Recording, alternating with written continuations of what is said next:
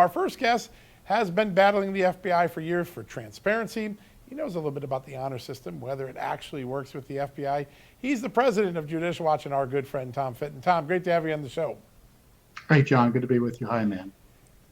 Great to have you as well. Let me start off here. The Justice Department saying, hey, we did gather some privileged documents, but you can trust us. We're going to be good soldiers, not do anything here. The recent history of the FBI, specifically even with taint teams, is there a reason for having an honor system, or should we expect a special master?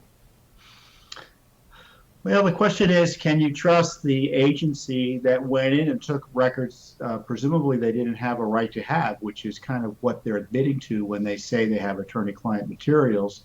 Should that same agency be trusted to honestly disclose other misconduct voluntarily to the courts?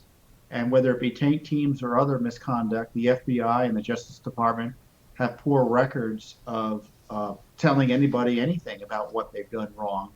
And usually it only comes out after they're caught red-handed in something that the accountability for which they can't hide. Yeah. And that's why, to me, this is a significant victory for President Trump. Doesn't get him to where he needs to be, but the Justice Department faced two big losses over the last week, which is the refusal of what could be a friendly magistrate to grant their request to keep everything secret. The affidavit was released, at least in significant part. And then they didn't want a special master. They didn't want an independent arbiter of what they've examining what they took. And it looks like the court's skeptical of that as well. And I've been doing this long enough to recognize that the DOJ in criminal cases usually gets what it wants. And now it's twice they've been denied, practically speaking, what they wanted, which further highlights the concerns the courts have about this, what I term to be a political raid. Yeah, good point. Yeah, and I think it strains credulity that they were even capable of scooping up these attorney-client privilege documents, whether it was on purpose or by accident. Neither one of them looks good for these folks. But my question is, with regards to these privileged documents, how damaging is it legally to the 45th president that there are these privileged documents out there that were scooped up, that were vacuumed up, that have had eyeballs on them outside of the attorney-client relationship? Well, I think the president can presume his Sixth Amendment rights and other civil rights he has to consult with counsel, have been violated. And, you can't unsee what you've seen within the FBI. And the concern is that even if it's, quote, a taint team, someone who's not supposed to tell others what they've seen, that's just fanciful, the idea that it won't happen. Yeah, and I want to ask about this because we now know the origin point of this investigation begins when the National Archives, goes to the Biden White House and it gets President Biden to order them to send some earlier documents that President Trump had returned to the archives to the FBI. That's clearly a trigger for the investigation. Then the President Biden says to the National Archives, you can waive President Trump's privilege if you like. I give you authority to do that. The Biden White House at the front of this, before we get the taint teams, isn't there a political taint just in the fact that President Biden and his White House were involved in the origins of this probe? Yeah, it looks like they gave the green light to get it going, the green light to help keep it going. And then, of course, the media has largely ignored this. You had the president with these nasty comments on Friday, attacking the president's legal position when it came to this raid.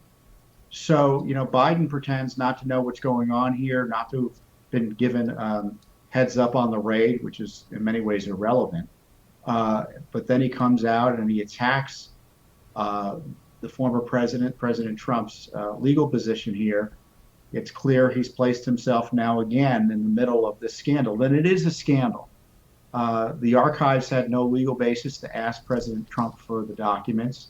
No legal basis to bring in the FBI. The FBI should never have been allowed itself to be brought in, nor should the Justice Department have, given the archives the time of day and the idea that they could go and get records that under the law they have no power and ability to even dispute. And, this is something that I think in the end is going to be seen as another abuse of power, arguably even worse than the FISA spy. Wow. Yeah. Well, and it's devastating to the American people as far as their trust of these institutions. I wanted to ask you, though, a lot of people have proffered the notion that this is quite serendipitous, if not convenient timing. We are a couple months and a handful of days out from midterms. And you recently commented that this is election interference, being so close, bumping up against the midterms. Would you expound on that? Yeah, I love all the experts who pretend, no, it's not election interference. I'm making the policy point and the political point and the practical point that when you raid the titular head or the practical head of the opposition party, the putative candidate for president, 90 days before massive midterm elections, about whom he's a major issue, about which is a major issue. Obviously, it's a political interference operation, in my view. If you don't have as I said, a lawful basis to raid, then what is the reason for raiding? Well, maybe they wanted documents that they didn't have a right to have absent a warrant. So there's something that's inappropriate. And the other thing is, and this is something that everyone wants to conveniently forget, is that the left and the base has been desperate for Garland to go after Trump. And he did. And what better way to motivate your voters than to bring out President Trump and make him the target of your ire? Yeah, such an important point. And Tom, because of your good work at Judicial Watch, we were able to get a part of this affidavit that supported the warrant unsealed. We haven't had a chance to really talk to you about it. Your thoughts on whether it shows a real crime? We had Kevin Brock on the show Friday, former FBI intel chief. He said, this is not a proper warrant. There is no basis for the criminal investigation. I'd like to get your take. You're the guy that actually fought and got this affidavit unsealed. Well, it looks like it was a raid about nothing. You had these bureaucrats in the archives, as I said, with no legal basis, target Trump over these records. And then they played a shell game in terms of semantics, suggesting that records that they did finally obtain were, quote, classified, while ignoring the legal arguments and the constitutional arguments and the prior position of the Justice Department that because he had them, they were presumably unclassified.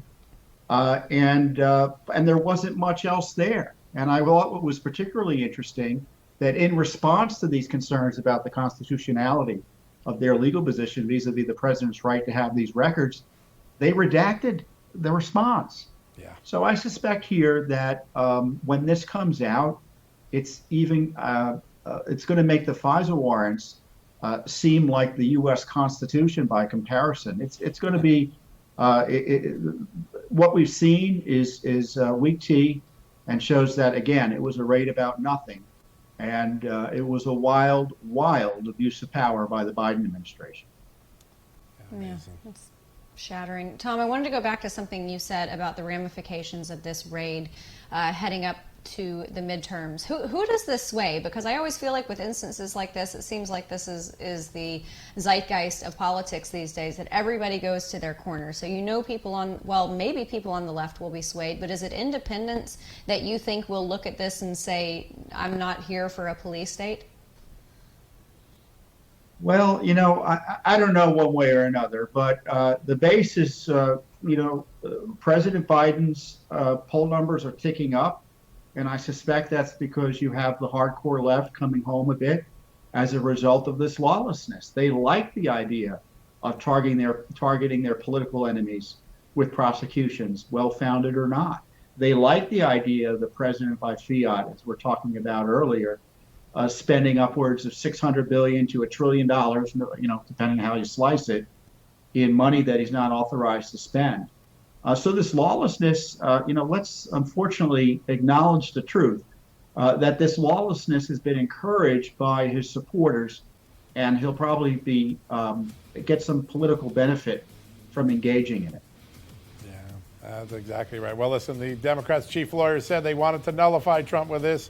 We'll see if that really happens. Tom Fitton, we are always grateful for you and all the great work that you do at Judicial Watch. Thanks for joining us today. You're welcome. Thank you.